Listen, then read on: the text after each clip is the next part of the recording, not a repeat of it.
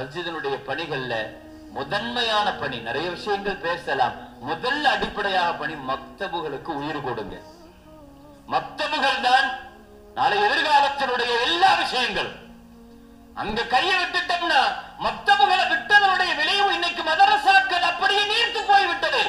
அரபு மதரசாக்கள் போனதனுடைய விளைவு இன்றைக்கு சமுதாயத்தில் ஷரியத் சட்டங்கள்ல யார் யாரெல்லாம் கை வைக்க ஆரம்பிச்சுட்டாங்க.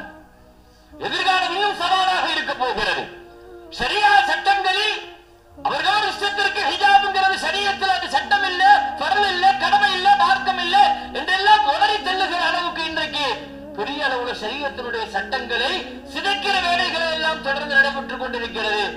இதுக்கெல்லாம் பின்னணி என்னன்னா மதரசாக்கள் தான் ஷரியத் சட்டங்களை பாதுகாக்கிற ராணுவ கேந்திரங்கள். அந்த அரபு மதரசாக்களை இன்றைக்கு நாம் கைவிட்டு விட்டோம். விளைவு மக்தபுகளை நாம் கை துடைத்து விட்டோம். மக்தபுகளை கைவிட்டதனுடைய விளைவு இன்றைக்கு அரபு மதரசாக்கள்ல இன்றைக்கு பெரிய அளவுல வீழ்ச்சி ஏற்பட்டிருக்கிறது. எனவே துவக்கமாக மஸ்ஜிதுகளுடைய அறப்பணிகள் உமர் ரலியல்லாஹு ஆட்சி காலத்துல இப்படி ஒண்ணு ஏற்பட்டுச்சு.